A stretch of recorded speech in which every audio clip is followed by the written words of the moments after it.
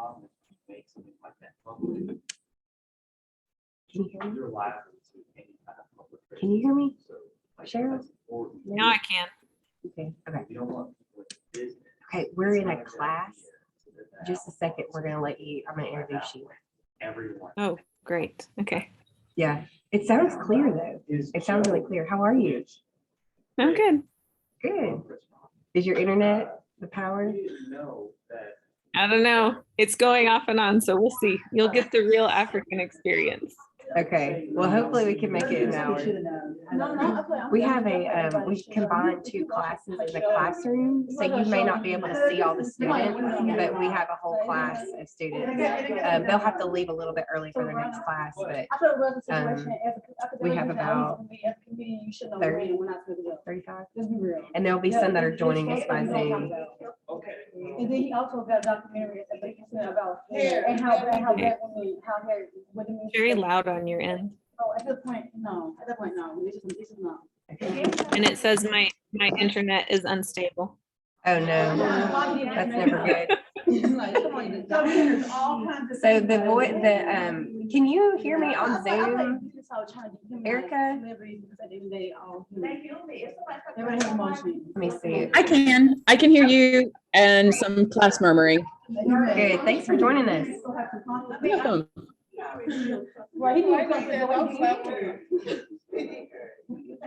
Lively class. Yes. We have Sometimes, have y'all ever heard the term flipping your lid? And the feeling when our amygdala reacts or react. That's what we call happen off. It's just look at it.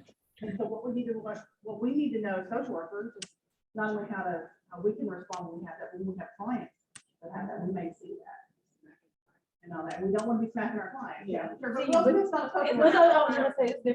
We was kind of like. in the classroom. They're having a conversation about what happened at the Oscars the other night with Will Smith. It's not pretty typical. where he His mother said she'd never seen him do anything like that before. I remember.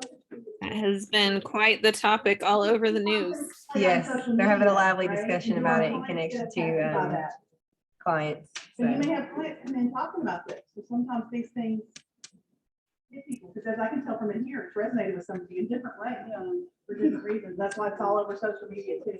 And all that. So anyway, yeah, we kind of got into something that was like, whoo, Yeah. we gotta Well, start in a couple minutes. it connects. Well, and we still have about 5 minutes, Cheryl, before we have to get started, but I may let you just wave and say hello. It's not every day that we get to see a LMSW practicing in Rwanda in Africa. Well, say Hello. These are our field students here at MTSU, and so they're looking forward to hearing some about your experience in Tanzania and Rwanda. But I know we'll have more people join us by Zoom, so I'll wait to do your introduction. But while we have 5 minutes, does anybody have like one really good question that you might want to ask an international social worker? Do you speak the language? Was the question from a student. I speak Swahili pretty fluently, and I'm working on learning Kinyarwanda. But though I don't work in Rwanda, just so I can speak to people here since I live here now. So how many languages can you speak? I speak English and Swahili. I'm semi-fluent in French and a little bit of Kinyarwanda. Okay. Do what? Yes. Are you, well, now we have a student in the classroom that also speaks 4 languages. So yeah, what languages do you speak? In Rwanda? Oh, she was asking if you could say something in Rwanda. What would you like to hear? Like anything?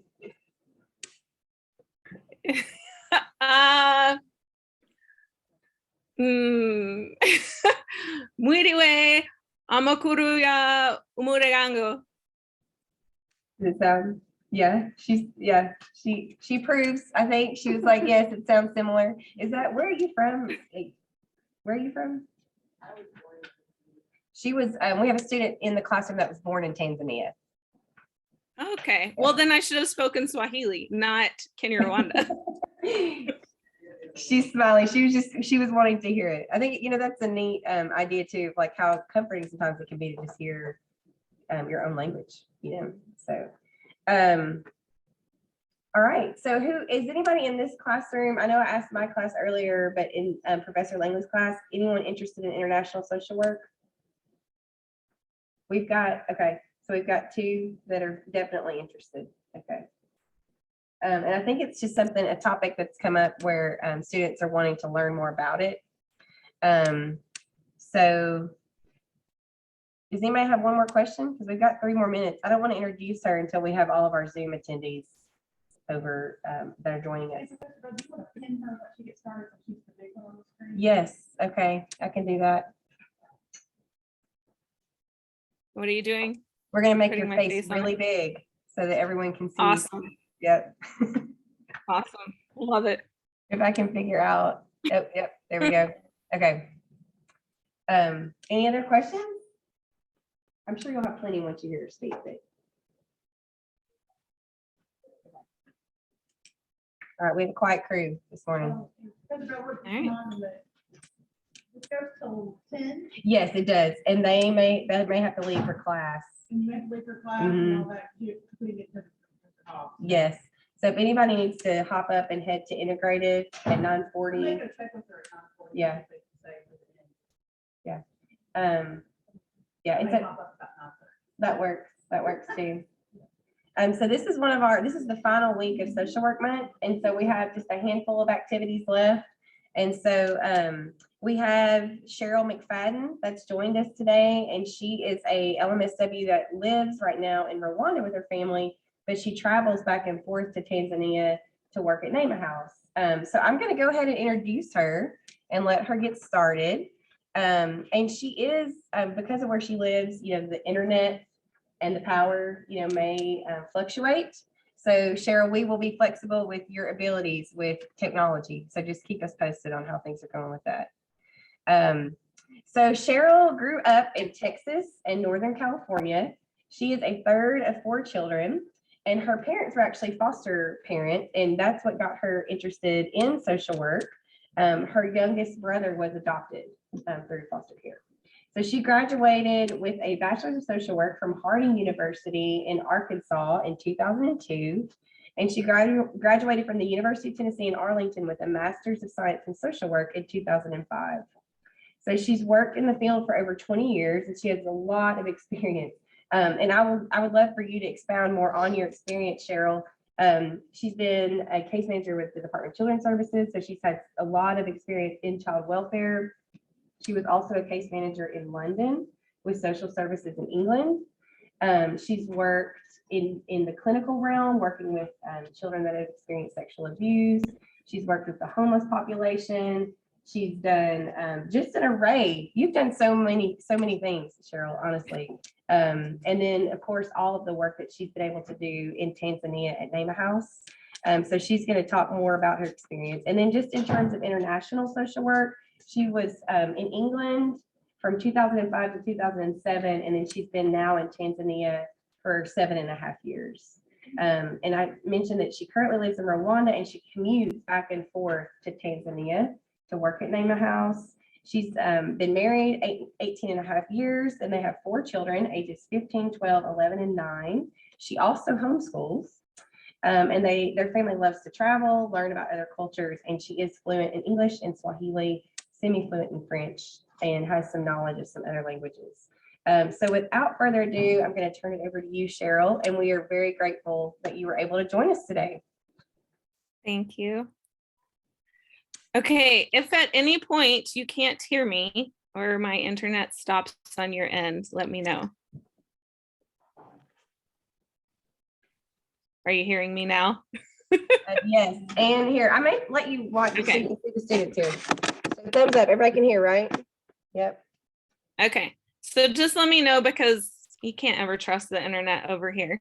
But so I'm fairly informal. I'm just going to start and kind of give you guys a background of how I got to where I am. I love social work and I'm a huge advocate. I'm really excited to talk to you guys because I've been doing this 20 years and I love social work as much as I did when I first started. I think it's the best field personally because it's so flexible and you can do so many wonderful things in it. But I've wanted to be a social worker since I was little. Like Andrea said, we always had foster kids in my house. So we always had social workers around. So even when I was like 7 or 8 years old, I was saying that's what I was going to do. When most people didn't even know what social workers were, I was set. That's what I wanted to do with my life. Most of my background is in child welfare or mental health. I love working with kids. Adults are fine, but I prefer kids. When you work with child welfare, you work with adults as well, but as long as the focus is children, that's really my passion. I got started in international social work kind of by accident. It wasn't a thing when I was in school. There were no international social work classes. Nobody talked about international social work. It was not on my radar at all, really. But I did take different trips when I was in college to go to I spent a summer in Uganda and Rwanda, and I completely fell in love with East Africa and decided at that point I wanted to move back and do some sort of work here. I just loved the people. I loved the culture. My husband did not love it and was not on board with that plan at all.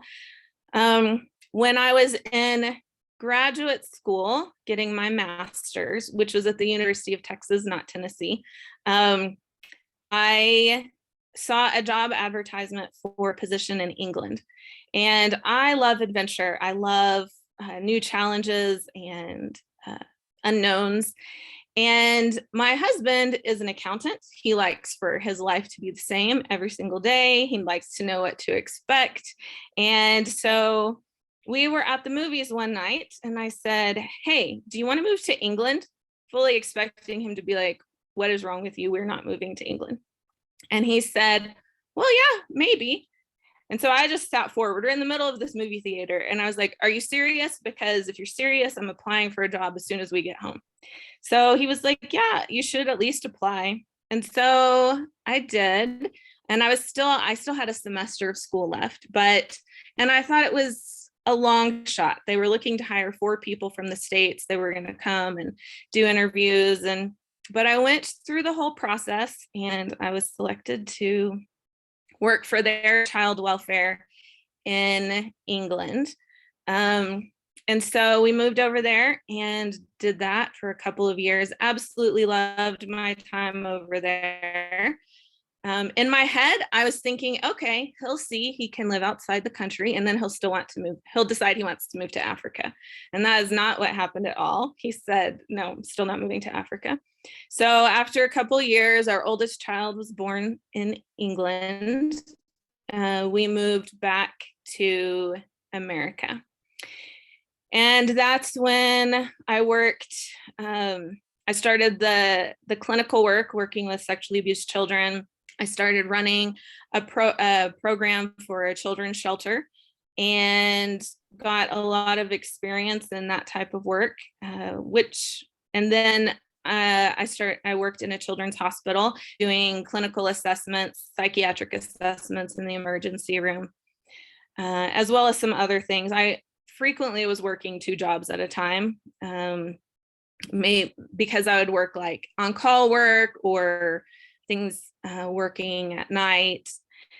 And this position came available in Tanzania, and it was 2 years. For 2 years, we were talking to people about it.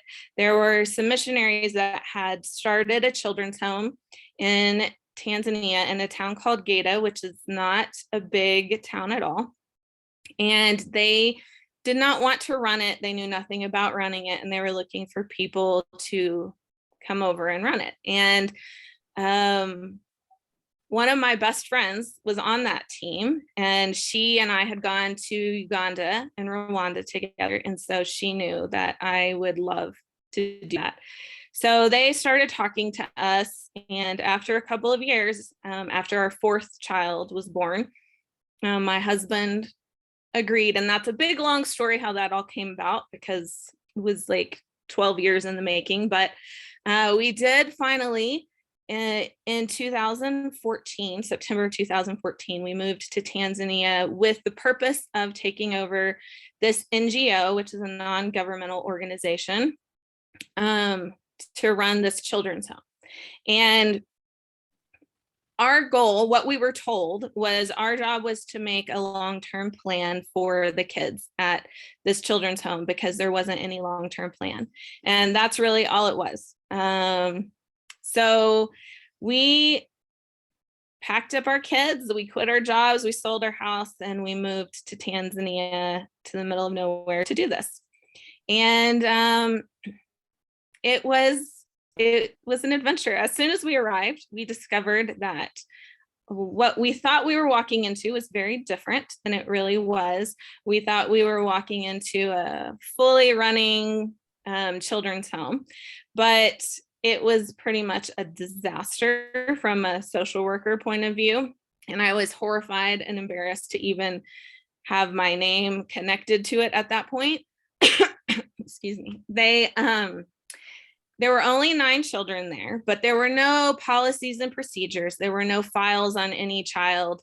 There were no forms being followed. They didn't have their professional children's home license. Staff worked 72 hours straight. Children, their nutritional food was awful. So I told my husband, I said, okay, I think I'm going to need at least a year just to get this running at baseline so that it's operating like we thought it should be. And then we can start working on looking at long-term things. So, but the first week or two, I went in and I introduced myself to the regional social welfare officer. And she said, oh, well, you just gave your home a lot more credibility since you're a social worker. And so in that first year of running this home, we tripled in size with children, which means we had to triple in staff. But I did not speak the language yet. I had one employee that spoke English, and he only worked 14 hours a week. So the rest of the time, we're trying to figure out how to live in Tanzania. We're trying to figure out how to communicate with staff, how to create all of these changes, but also grow exponentially at the same time, meet the needs of the community. It was an insane year. It took about 1.5 years to get it to where I felt like, okay, this is a good starting point for moving forward and looking at what we need to do. But and during that, we were told a lot of things, or I was told a lot of things. I was told that I would not be able to get children reunified home with families because everyone would want their kids to stay with the white people, so that would be impossible. I was told we would never get children adopted because Tanzanians would never adopt children. I was told outreach programs wouldn't work. And none of that was true. Like, none of it. People make assumptions about certain things. And thankfully, I didn't listen to them because I'm very stubborn. And so I just started working toward what I thought the organization needed to be doing. I did not want to be a children's home that just takes in children just to keep them for no reason. I very firmly believe in reunification with family, especially in this type of environment, because it is so relationally based. And we could keep children, we could ensure they have good education, but at the end of the day, if they don't have family relationships, once they get to be adults, they're going to really struggle. And there's all kinds of studies that show that children's homes that work that way end up people that once children turn into teenagers or adults, they get caught up in prostitution and drugs and crime and all kinds of stuff because they don't have the relationships, which are so important in Africa. So we started working toward reunification, and to this day, our first reunification was in March of 2015. And we have now had 75 children that have gone back to their families. We've had 30 children that have been adopted in Tanzania. International adoptions are not allowed. And so these have been children that have been adopted by Tanzanian families through their adoption process. And so we work really hard on trying to find a home for every single family or every single child. But as we were getting all set up and working on just getting the children's home running well, I discovered that we were having social welfare place a lot of children with us that had family members. They had grandparents or fathers or aunts or uncles, but the mother had died in childbirth or while the child was still very young, and they didn't have a way to feed the child. Milk formula is extremely expensive in America, but it's just unaffordable here. And so social welfare kept placing children with us that needed care just for a year or so until the child could be on solid foods permanently. And I didn't like that because, again, I think it's best for children to be raised in their homes, not in children's homes. So I started thinking about how could we start an outreach program to keep children with their families and to stop social welfare from placing children with us when family members are there. And so I talked to one of my friends who runs a children's home in another part of Tanzania, about 3 hours away. And her home had been open for much, much longer. And so I asked her, I said, what do you think? Do you think I'm thinking about doing an outreach program where we provide milk formula to babies so they can remain at home, and we could do some training and just kind of bouncing ideas off of her. And she said, and I wanted to know, did she think it would work? Because she had better understanding of the culture than I did. And she said, yes, I do. And we actually started a similar program 2 years ago. So let me give you all of our stuff, and that way you don't have to reinvent the wheel. You don't have to start from scratch, and you can change whatever you want, expand it, and it'll help you get a good starting point. So we started our program, Maisha Matters, which means life matters. And we started in May of 2016. And at that point, we weren't really advertising it or talking about it to government offices. It was more if social welfare called us and asked us if we would, if they could place a child with us, we would say, well, instead of placing the child with us, why don't we keep the child at home and we'll provide the milk formula and provide support to the family. So Maisha Matters basically is a program that we run. It's now 2 days a week, but at the time it was 1 day a week. Families would come from all over the region on Fridays. We would weigh a child to make sure that they're gaining weight, do health assessments and health checks if there are specific concerns, if the child's losing weight, if something's happening, they're having breathing trouble, provide milk formula for a week, and do parent education training. And the training is different every week. It's about 14 to 15 training cycle, talking about things like malaria, HIV, child development, signs of malnutrition, foods for good nutrition, all kinds of things that pertain to children. And that way we could keep an eye on the children, know that they're doing well, but they could stay home with families. And in June of 2017, the hospital asked us, is there anything you can do to help us? Because there are up to 10 children a week dying from malnutrition, and we have no resources in our region for it. So I said, well, I don't know, but call us and we will see what we can find out. And so I started researching everything about malnutrition.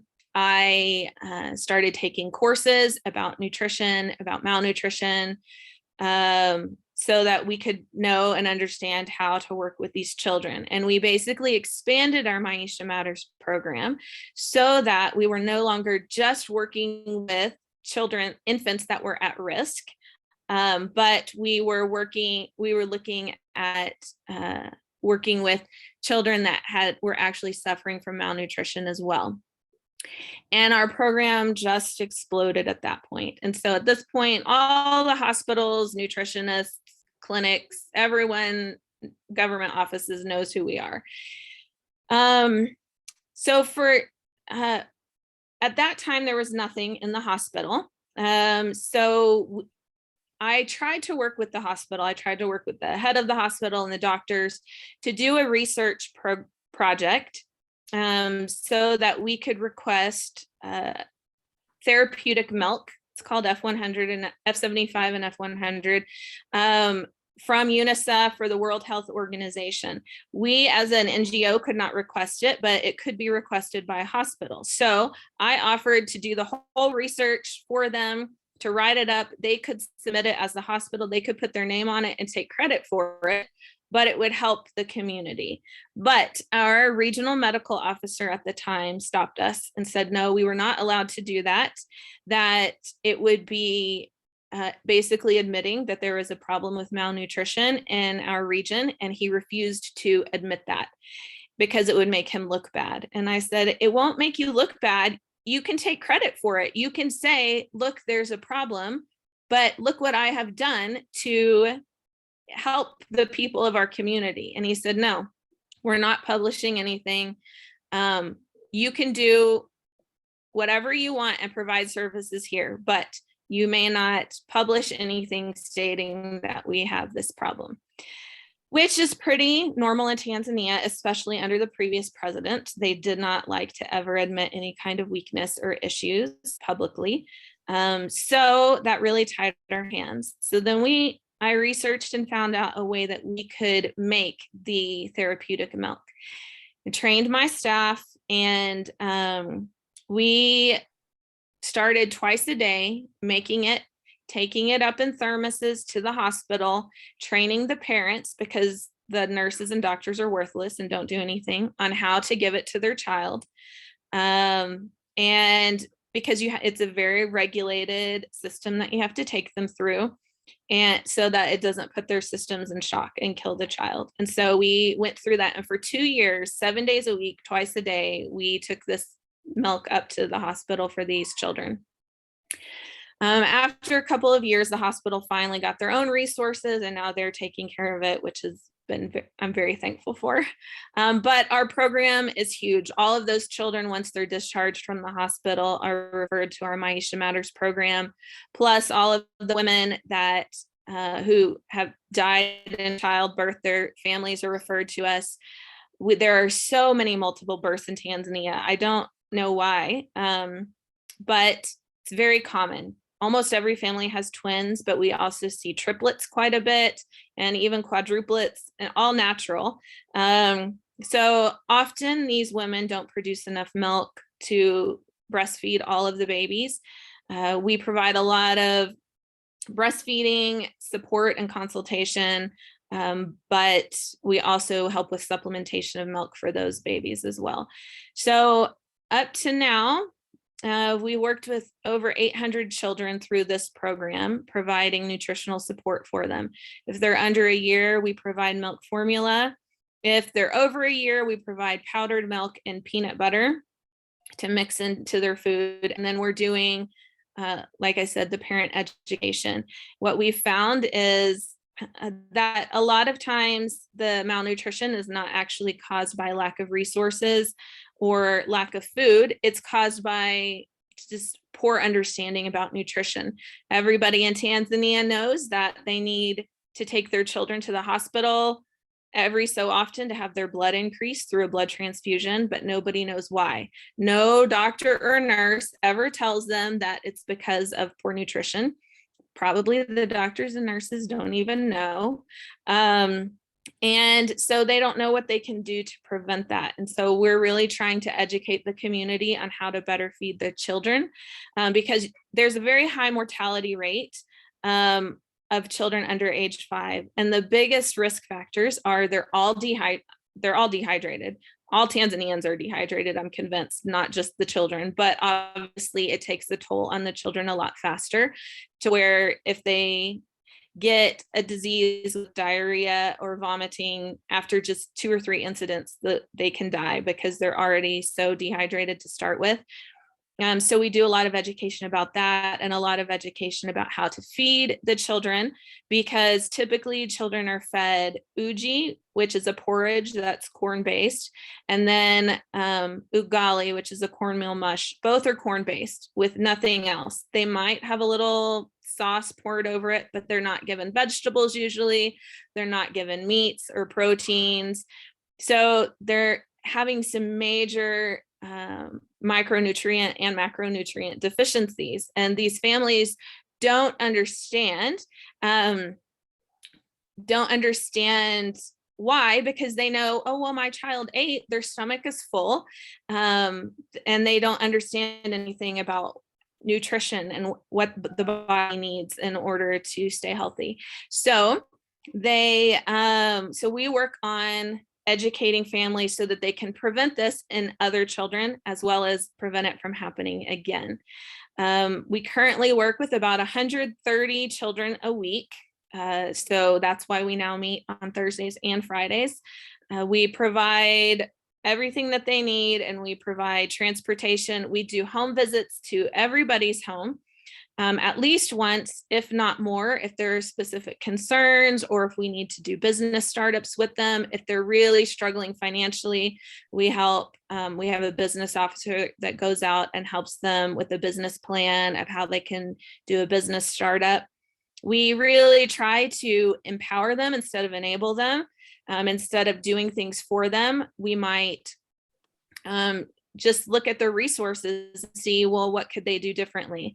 If they wanted to start a business and they own 10 goats, we'll tell them sell a goat to get the money to start a business. And then once you start making this profit, then you'll be able to buy your goat back. And when they take ownership of it, instead of us just giving handouts, it's far more effective way of creating change in these families.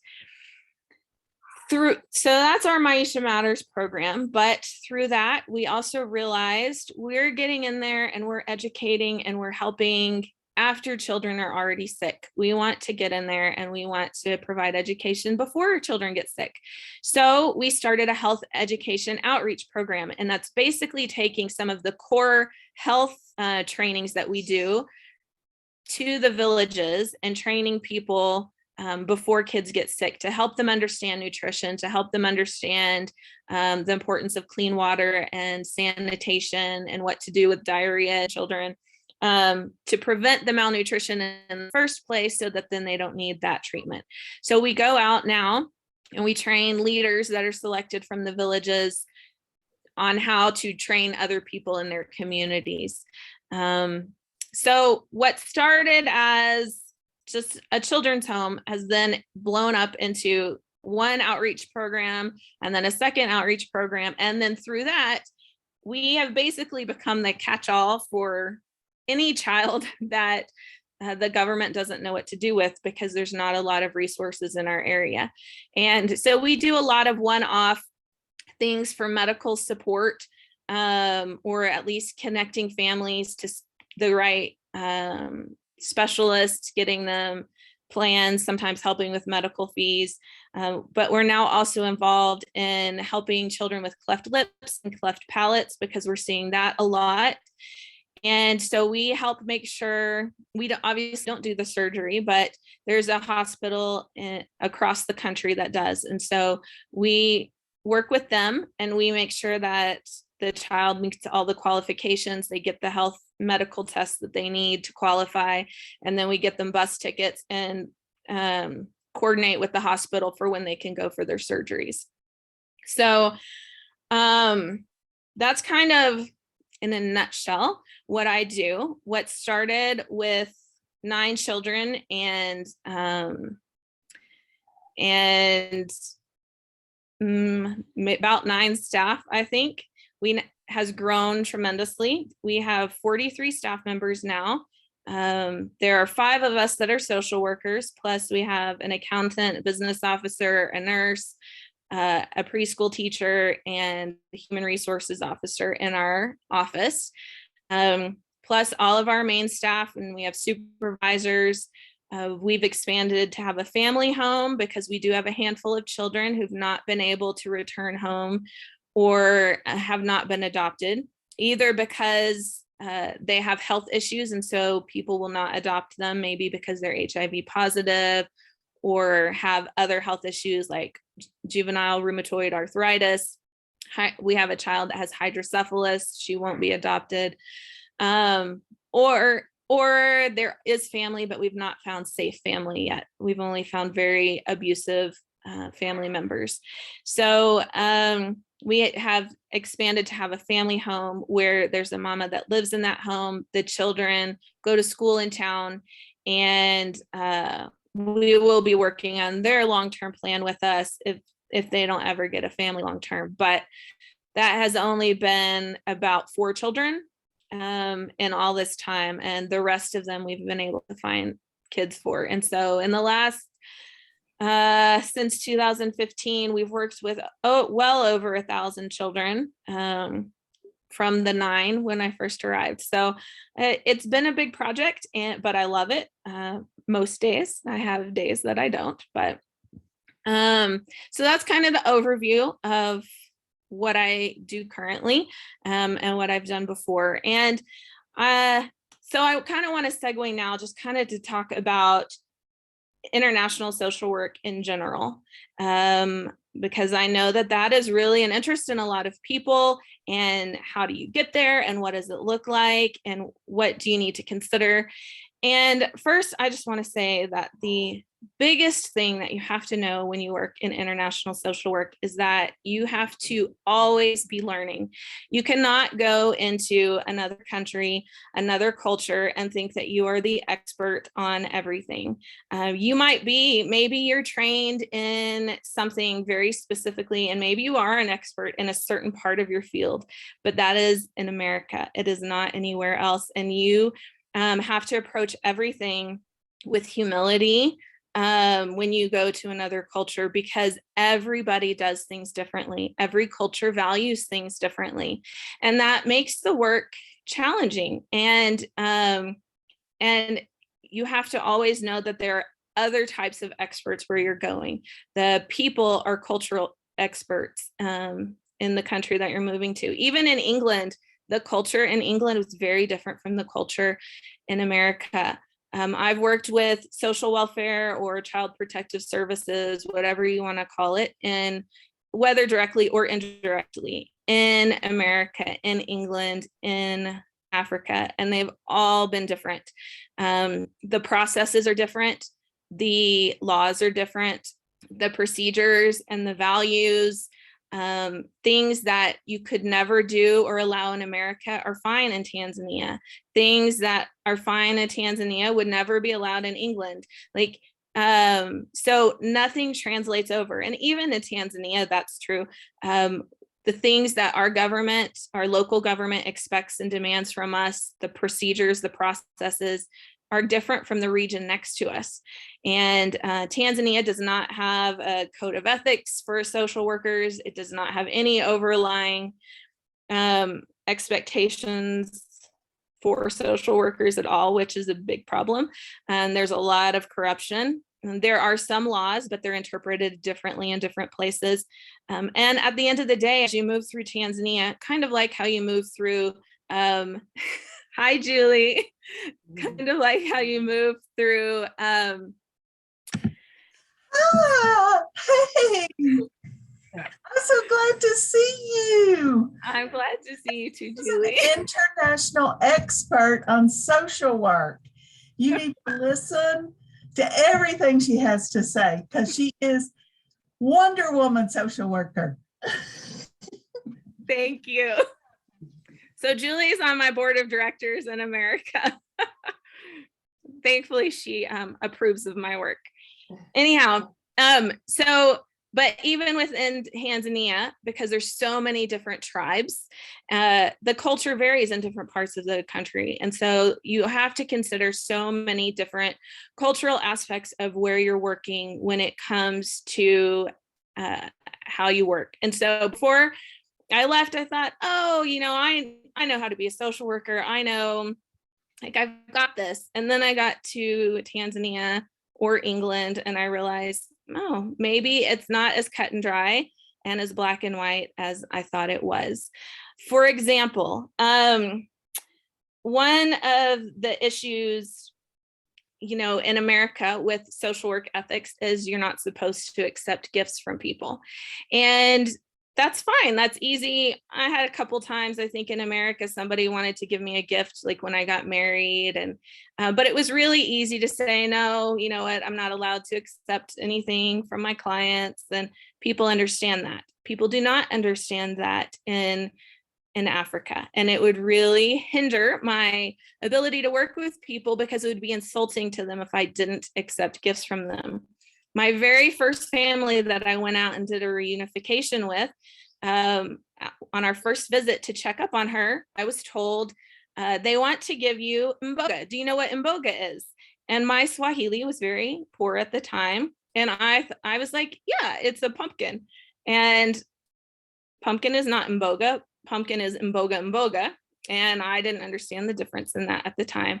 And so my manager laughed at me and he was like, no, mboga is anything that can be eaten on the side with rice or ugali. And I still did not fully understand what he was talking about until they brought in a live goat that they'd wrapped up the legs. And he was like, this is your gift. And I said, oh, I can't accept this. I'm not allowed to accept gifts because I'm still very much in this American mindset.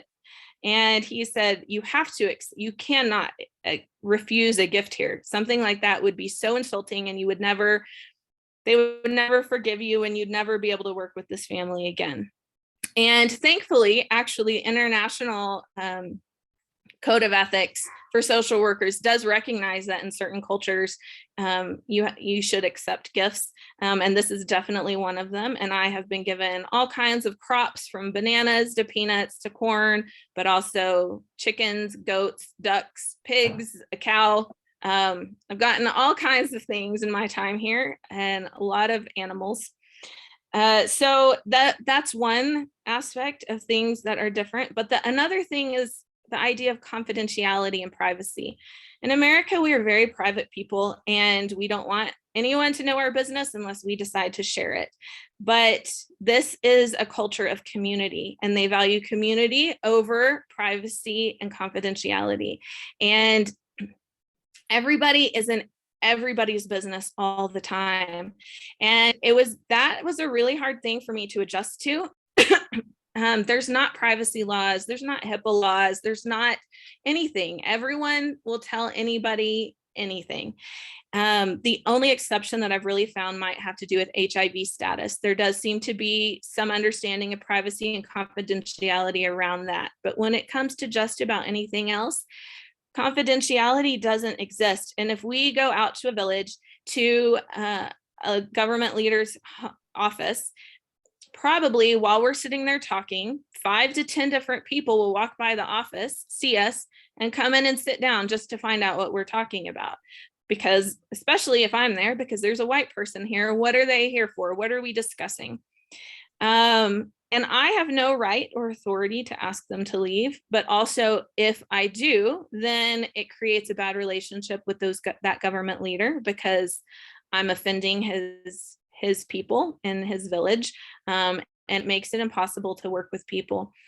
So but on the flip side, that's how work gets done because everybody knows everything about anyone.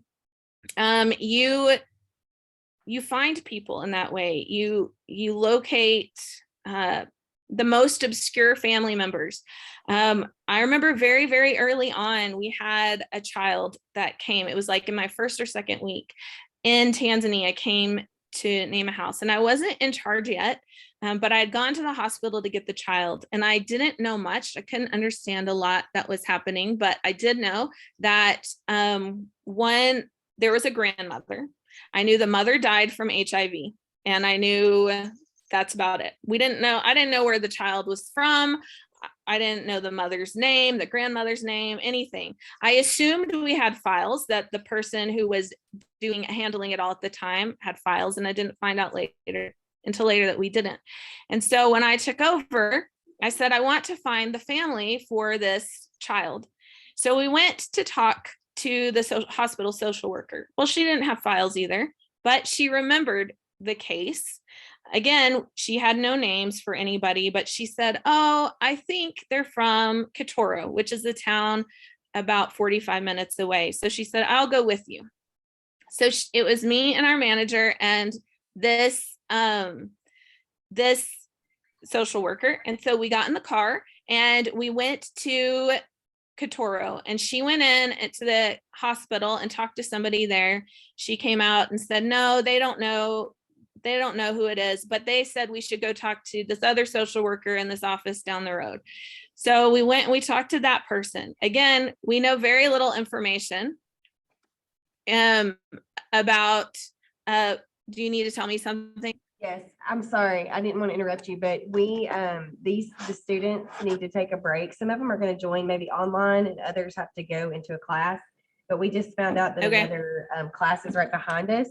So I have you on my phone here, but we'll just, if we can pause for just 1 minute and make a quick transition.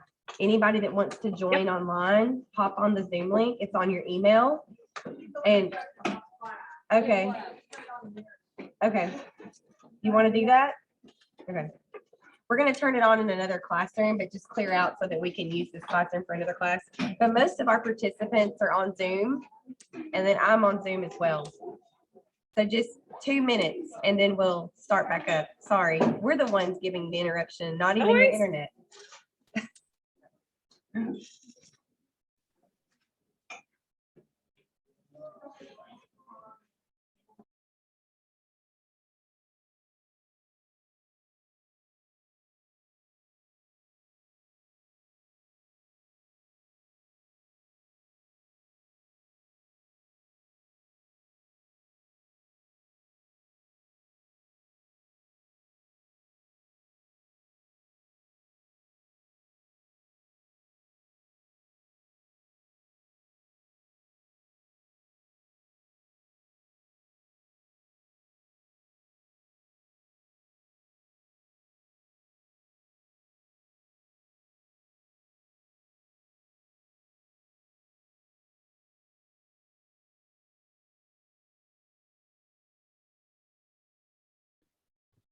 Hey, so I don't know if we can hear this.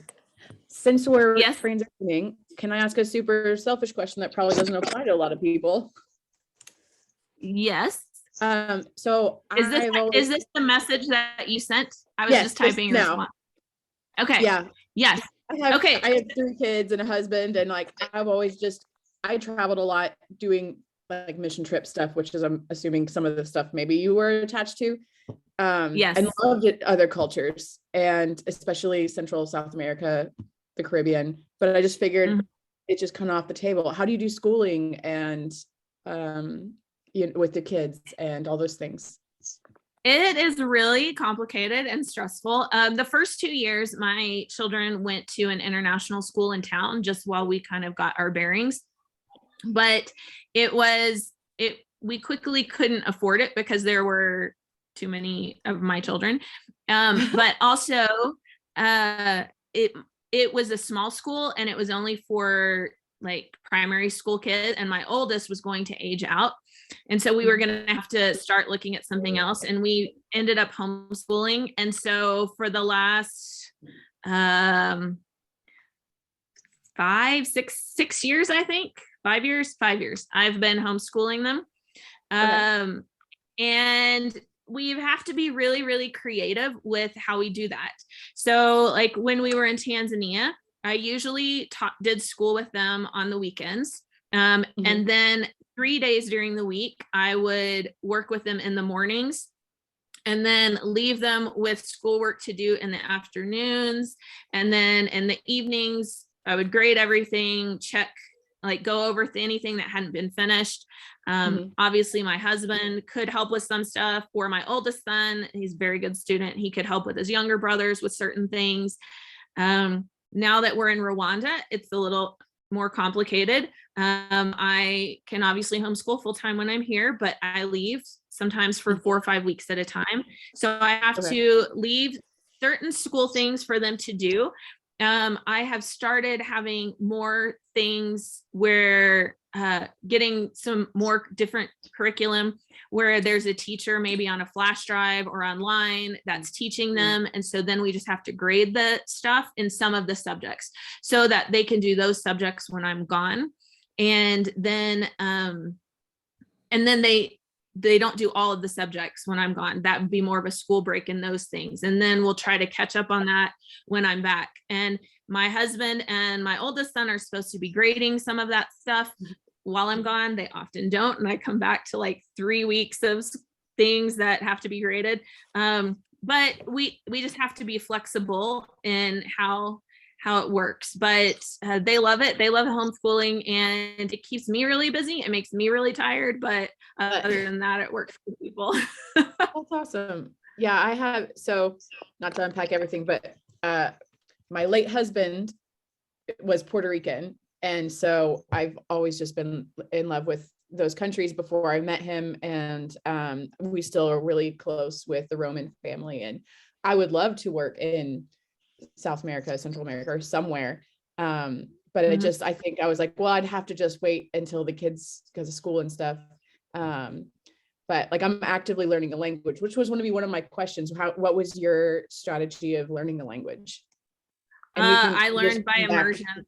Just immersion. I just need to go. Yeah, we had a teacher that came out to us 2 or 3 times for about 2 or 3 weeks at a time to teach us some official things, but most of it was just learning through immersion because we didn't have time to go to language school. We thought we would be able to have more teachers come to us, and that ended up being more complicated. And then I got so busy with work, and over time, when everybody around you only speaks Swahili except for only one person, like, you learn it, you figure it out. Right. So awesome. Well, thank you. I see the classes starting to come back, so I won't take up all of your attention. Yeah, no Thank you, problem. Erica, though. That was a great question.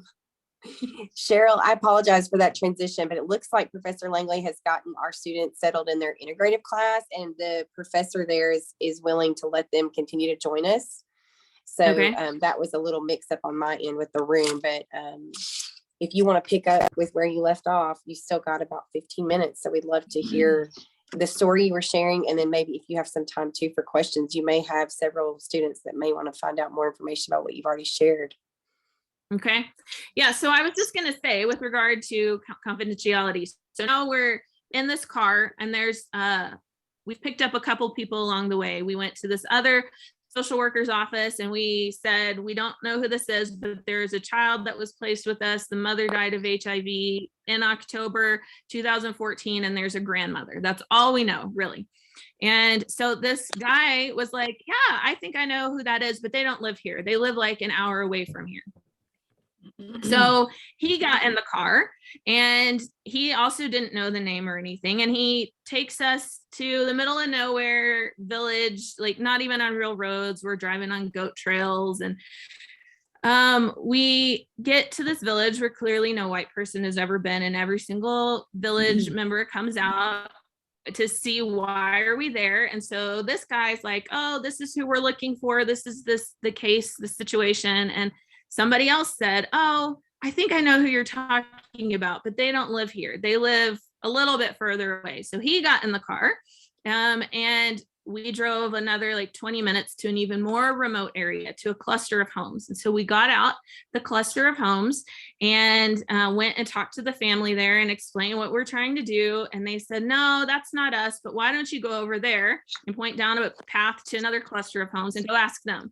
So we walked down this path to this other cluster of homes. And when we walked up, I said, that's the grandmother right there. And she was standing there. I mean, it was this lady. Nobody knew her name. Nobody knew where this family was from, but because everybody knows everyone's business all the time, somehow we were able to track down the family. And that's really how it works most of the time in Tanzania, because it's so relational based. It's so there's such an emphasis on community and living in community.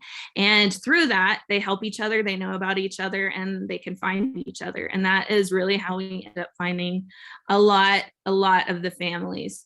And so I'm going to wrap it up, but I did want to make a couple of points. I wanted to say with regard to international social work, I love it. I think it's wonderful, but you can't go over thinking that you are just going to save everybody and change the world. It cannot be about you. I'm sure maybe you've heard about or learned about, there's a lot of problems with like volunteerism, especially among orphanages or children's organizations overseas. There's a lot of places that do a lot of really shady things, and we really try to avoid anything that could possibly be like that with regard to volunteer programs and things like that. I don't usually want people like that to come. If people want to come and want to learn, I am always interested in that.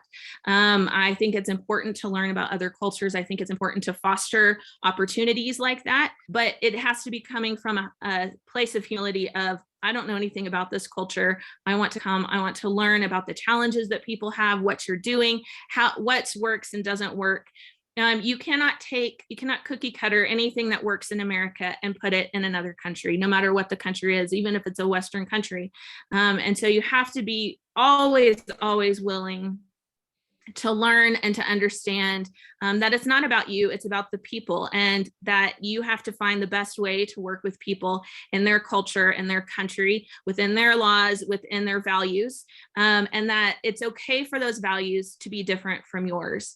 And also the fact that it's really hard. It's really hard to live internationally. It sounds glamorous, it sounds wonderful, and I love it. I can't deny it, but it's also hard. I have cried many nights. I have felt completely overwhelmed, like I can't do this anymore. I don't know how to make this happen. Happened a lot more in the beginning than now, but it still happens sometimes. You feel lonely. You feel like other people don't understand what you're dealing with. Once you're gone long enough, America doesn't feel like home anymore either, but you will never 100% settle into the culture where you're at, because you still are different. Even if you speak the language, even if all your friends are there, even if you love everything about the culture, you're still going to be a little bit different. And you deal with a lot, especially if you work in a developing country. You deal with a lot of really hard stuff, and you don't have the support systems and networks that you might have in America. I see horrible things. I've spent a lot of time in hospitals fighting and arguing with doctors, seeing things that I did not ever want to see. One of the best things that happened to me was a director of another home, right when I took over. She was helping me know what all of the reporting I had to do legally was, and certain things, giving me some forms and ideas. And she told me, you just need to know you're going to have children die. She said, you probably came over thinking, oh, I'm here to help children and love on these children, and everything's going to be wonderful and happy. And she said, and that will be true most of the time, but you will also have children placed with you that are so sick that there's nothing you can do, or you will have children placed with you who get sick and the medical system will fail them because there are limitations. And it's not if it happens, it's when it happens. And you just need to know that. And I'm so glad that she said that to me, because that thought had never crossed my mind. And then in December of that year, we had 2 babies die within a week of each other. And it just about crushed me. Both died at hospitals. There was nothing we could have done, but it was very traumatic for me. And I think the only thing that got me through at that point was the fact that I had been warned that it was going to happen. And that made me feel maybe less like a failure of, okay, this is just reality here. And since then, I've dealt with so much more death or horrible things. But you just need to know it's not always easy. And even in England, it wasn't easy. There was a much bigger network of Americans, and obviously the culture is more similar, but it's still different, and there's still an isolating feeling. And so you have to be aware of that, and you have to be aware that there will be culture shock, and there will be a lot of challenging times, and it's not always 100% glamorous, even though it can sometimes seem that way. And sometimes it sometimes feels that way. I mean, when I sit on my front porch in Tanzania and there's monkeys in my trees and baboons on my wall, and I mean, it still feels really exotic and fun to me. But at the end of the day, it's still really hard work. And I love every minute of it, but you can't go into it think like all doughy-eyed, this is going to be easy, because it won't be. And I have a lot more I could say, but I'm going to stop in case people have questions. And it looks like, Erica, you put a question in the chat about, let me see. How's my Okay, work look. supported financially? Yes, how is your work supported financially? Because I think you guys talked about the first question there. Yes. So we are here as missionaries. And so we are supported through individuals, through churches. We receive some support from Name a House USA, which provides a lot of funding for Name a House Tanzania. So our funds come through a lot of different places and go to a church in Florida that then handles our finances on that end. And so that's how ours are funded. Obviously, there are some organizations that you could work for internationally that would pay you for that. But we try to keep our funding mostly separate because we want funds for Name a House to be used just for the children and the families that it's serving. And the way that it was all set up in the beginning was that way anyway. But so that's how my family personally is supported. And yes, somebody else has a question.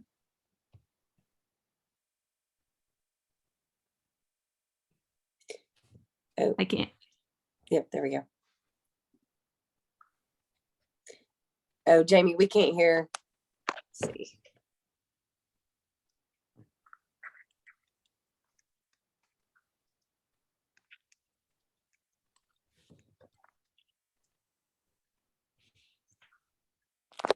Maybe the speaker.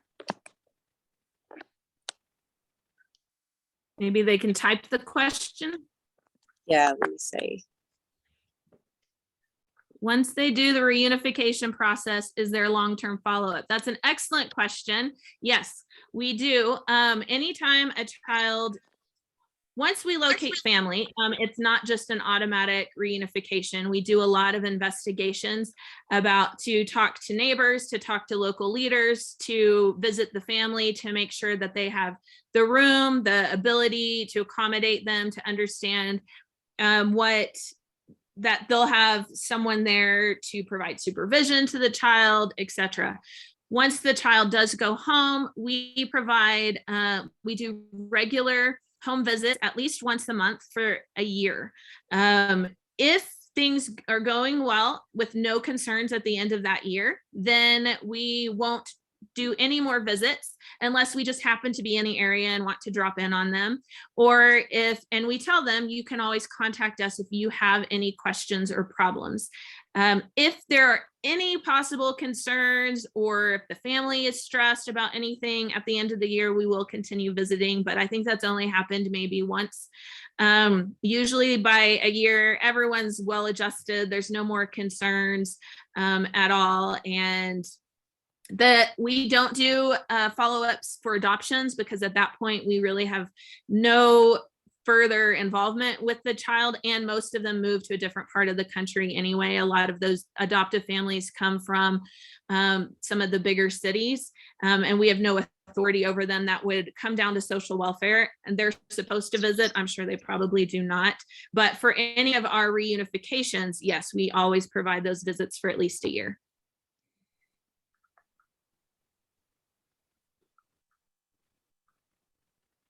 Cheryl, if I could ask you a question too. I know I'm Tim King. I am one of the professors here.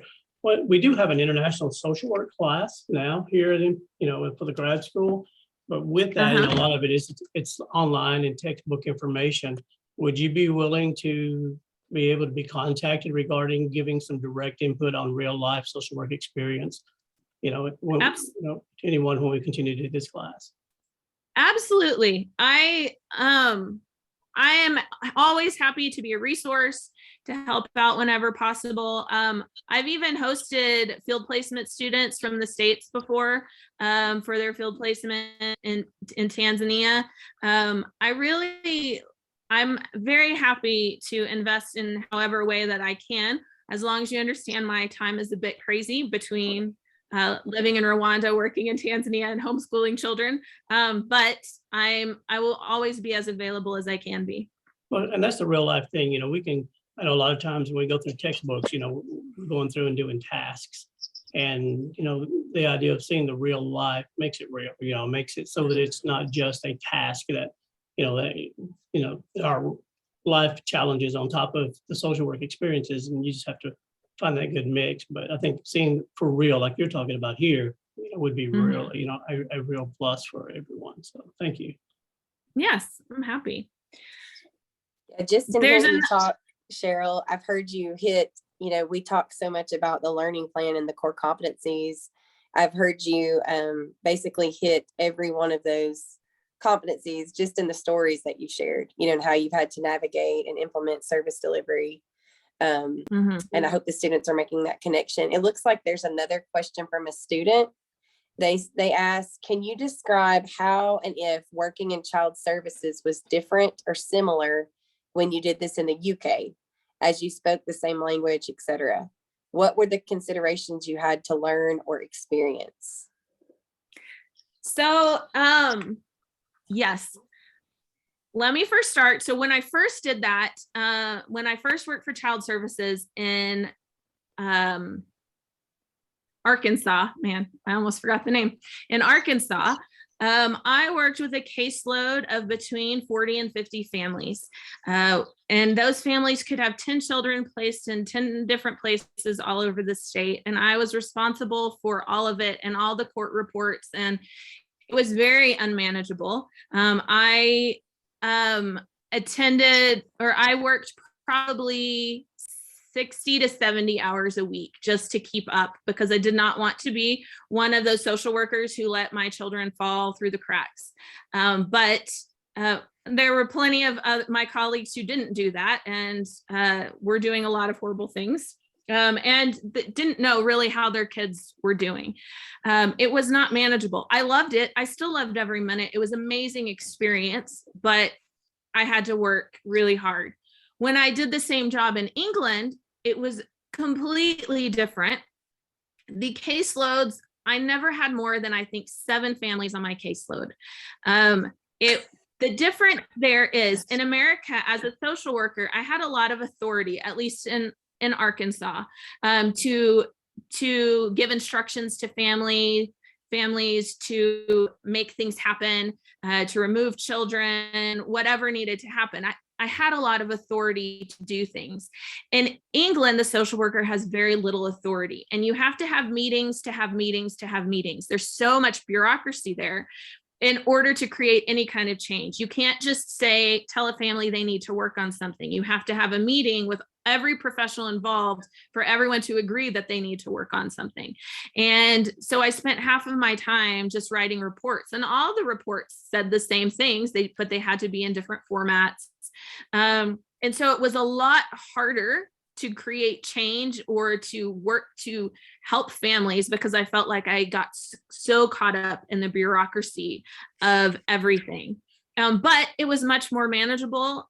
Full-time in England was 36 hours a week, and I never worked overtime. I never went over the 36 hours a week. In Arkansas, one time I called in, I was sick. I had a stomach virus, and my boss did not want to accept that I was sick and tried to make me come in anyway. In England, I was sick one time and I called in, and the next day I was still sick. So I called again, and they said, "Why are you calling me again? You called us yesterday and said you were sick." And I said, "Well, because I'm still sick. I thought you needed to know." And they said, "We'll assume you're sick until you come back to the office." I mean, just their whole attitude about it was so different. And in Tanzania, I've not actually worked for social welfare, but social welfare is really, at least where we're at, very worthless. They don't do anything. There's a lot of corruption. If families go to them wanting help. Often they require bribes, whether it's money, whether it's sexual favors. We've heard it all. And so it's really, really hard to get social welfare to do anything. And actually, social welfare at this point usually calls my social workers and asks them to come in and help them with cases because they don't know what to do. So we do even some training for them at this point. So the way that it works has been different, absolutely, in every country.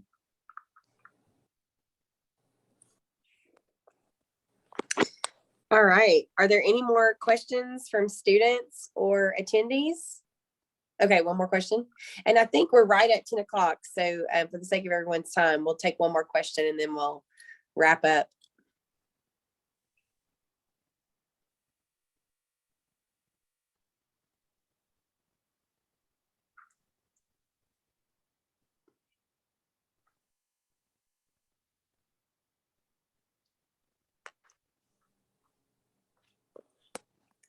So the question is there a difference in what is considered child abuse in other countries? Yes, absolutely. That is very different.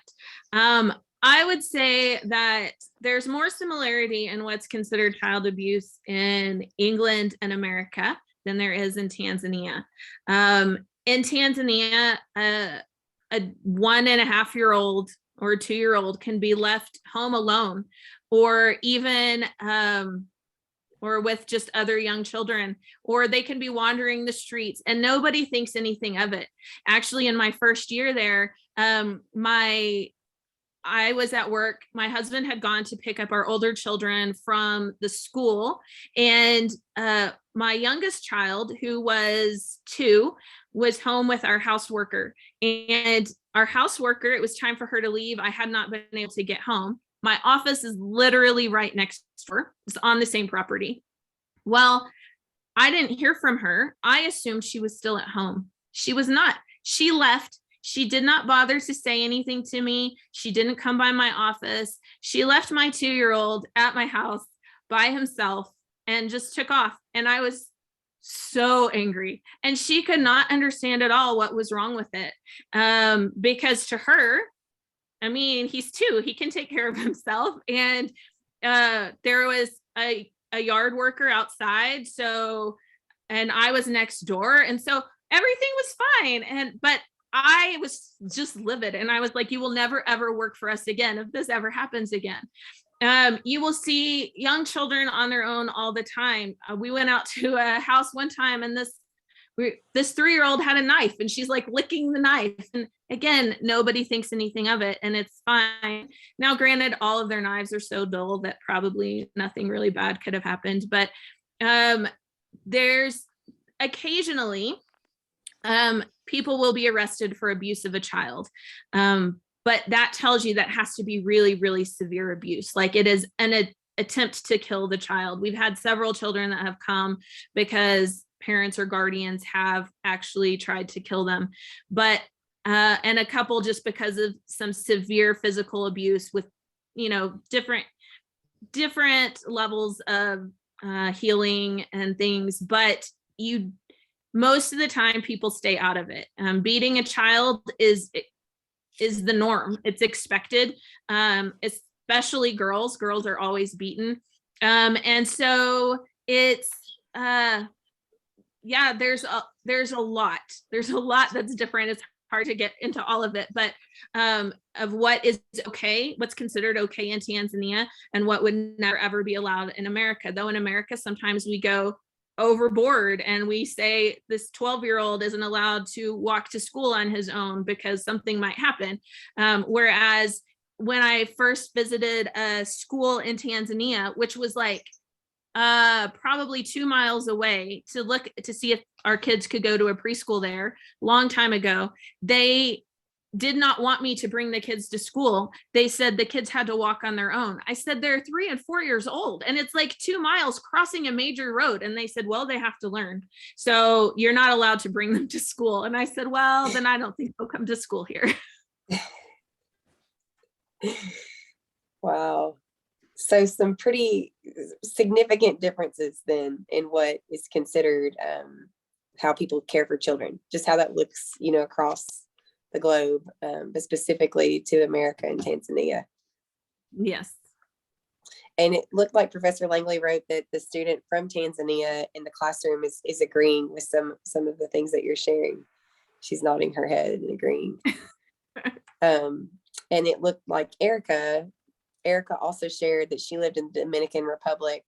Oh wait, I'm sorry. No, that was Professor King. He said he lived in Dominican Republic in the Caribbean, and noted that the child welfare system was oftentimes mismanaged and unfortunately corrupt, that there were many children living on the streets just trying to survive.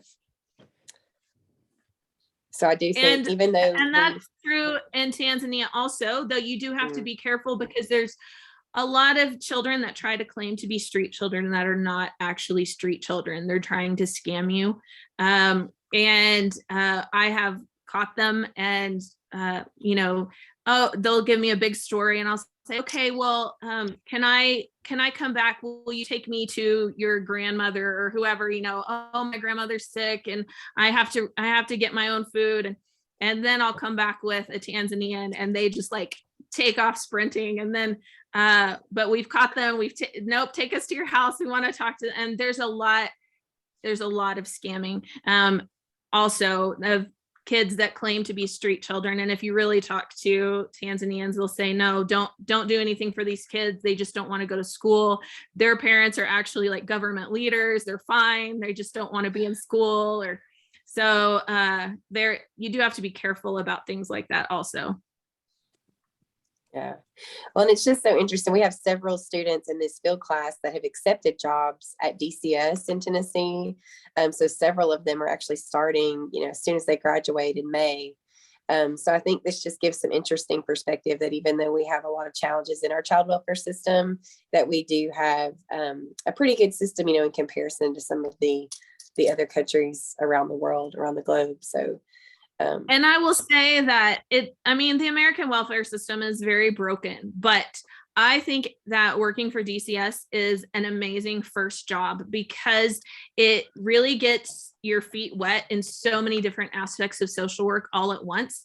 And it will probably be very overwhelming and stressful and frustrating and a lot of different things.